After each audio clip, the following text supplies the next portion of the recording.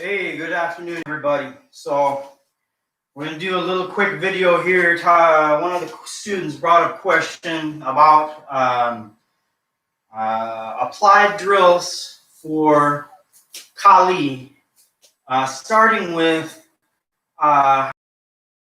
longer weapons. Okay, so pole arms with spears and staff, and then work your way into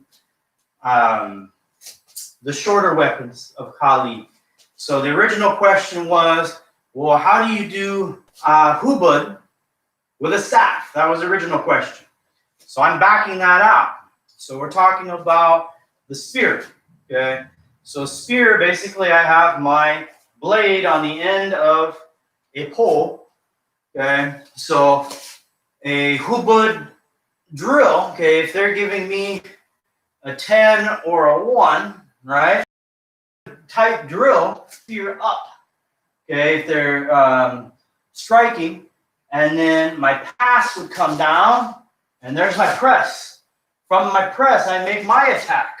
Okay, so with the spear, I have staff options, obviously. Okay, so I can do my high blocks this way.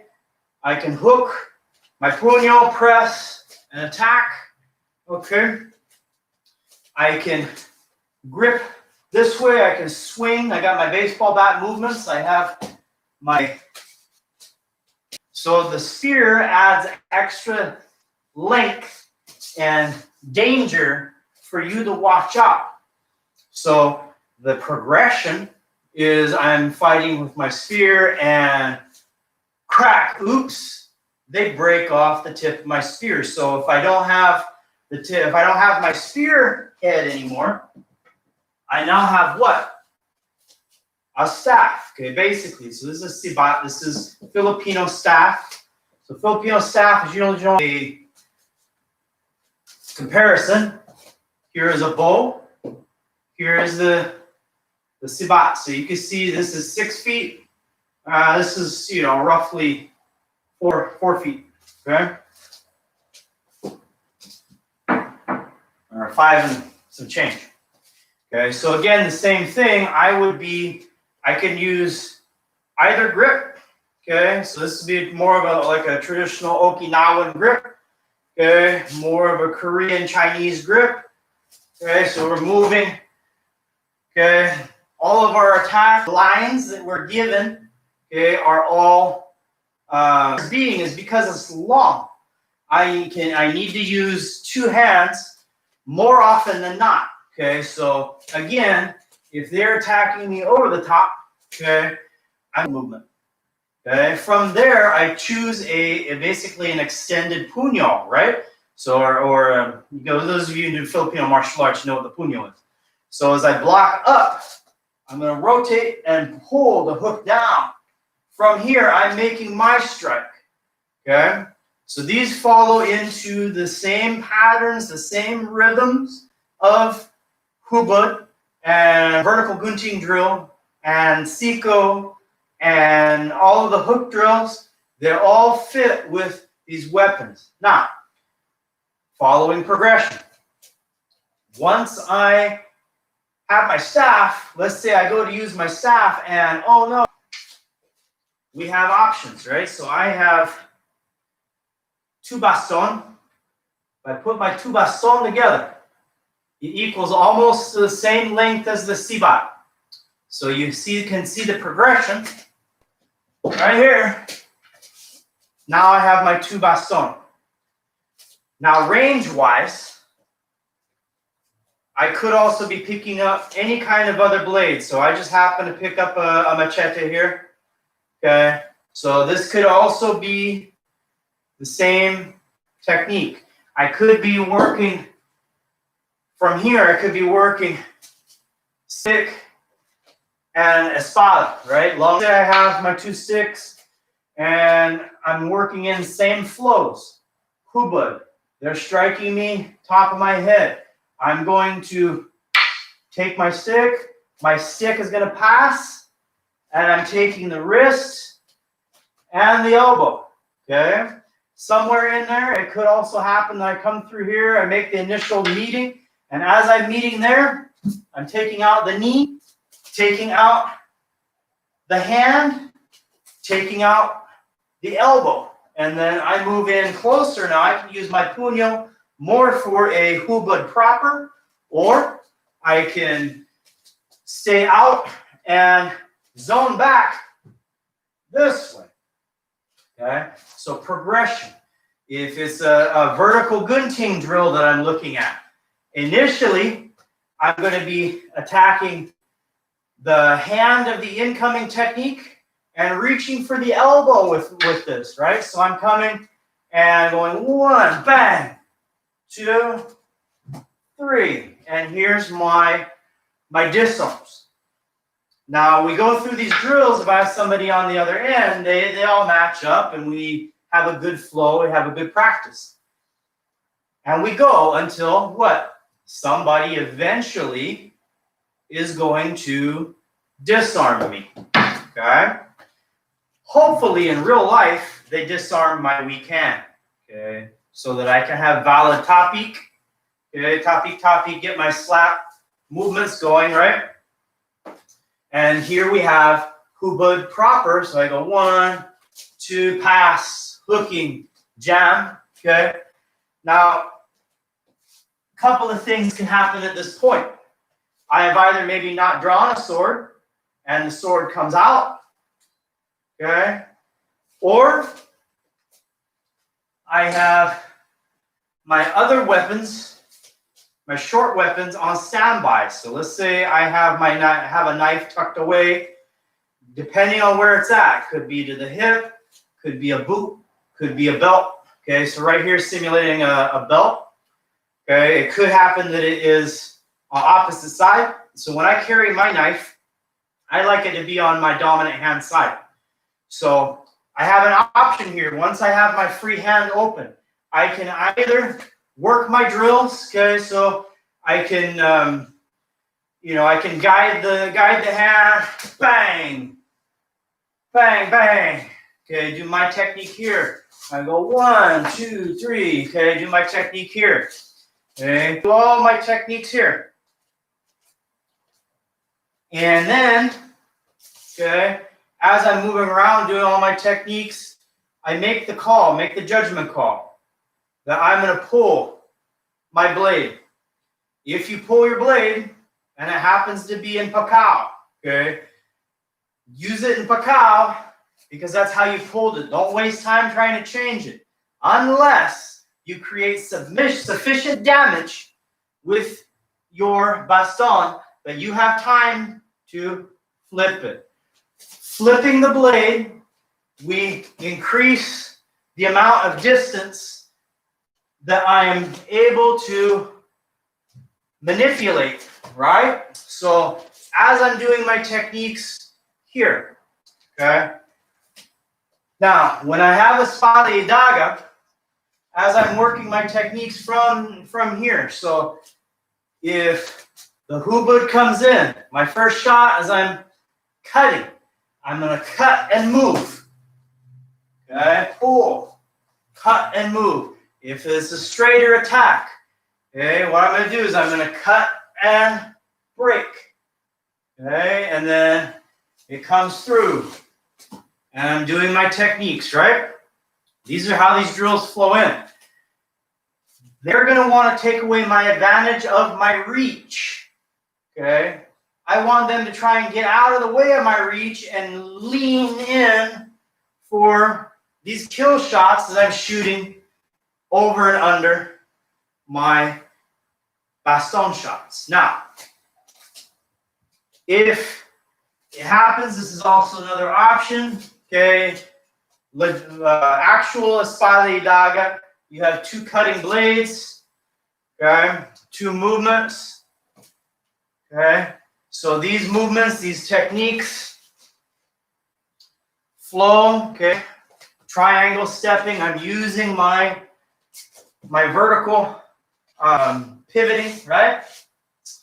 I'm using my front triangle. I'm using my reverse triangle. all of these need to be worked into your drills. So this is, say option B. Then, don't forget the longer weapons than the spear. For those of you who know and have experienced the power. So if I have my reach sticks, I'm going to be trying to work my positioning, work my drills, work my movements until I've caused enough damage that I can feel comfortable finding some transition to my dominant hand. As martial artists, we want to be as ambidextrous as possible, but having the weapon in your dominant hand, as long as it is uninjured, is key. You have to have this dexterity to save your life. Now, to be a martial artist, self-perfection versus self-preservation. Self-perfection says, I want to be as ambidextrous, flow, and adapt. Fantastic, that's great. But we need to survive in order to work that, right? So coming down to the knife is the last attack, the last weapon that you would be trying to wield before this gets disarmed. Now, hopefully, they don't disarm your knife. But if you get hit, you get injured, somehow you lose your knife, you let go. Okay, now we're down mano mano. Okay, so mano mano, we're talking about panantukan, sakamut, suntukan, these words that are talking about fist fighting, jungle scrapping, okay, clawing, biting, and standard boxing. Okay, so we say dirty boxing, really. Pananjakman, kicking. Okay, Filipino kicking. Okay, so we want our kicks to accentuate our movements, right? So if punch comes in, now we're bringing the empty hand drills. We get closer, closer, closer. And I'm looking to block and move. So there's my hubud, right? As I pull down, jamming, going for my own shot. In between these beats, if I'm blocking, I'm eye gouging at the same time. Snapping down on the elbow. Coming over the top. Snapping the elbow here before I push and make my hit. So the intermediary beats after you learn the drill, crucial. You take that drill, you reverse engineer that. You take that out from there and then gradually bring that back out into your weapons, all the way out into double stick. Okay? So if I'm doing vertical gunting drill, okay, immediately right here, I'm scissoring. Okay? But then I'm going to eye gouge before I make my pass and pull. And then I'm going to eye gouge before I jam the elbow and make my shot. Okay, so I have to have these extra beats built in to the movements. Okay?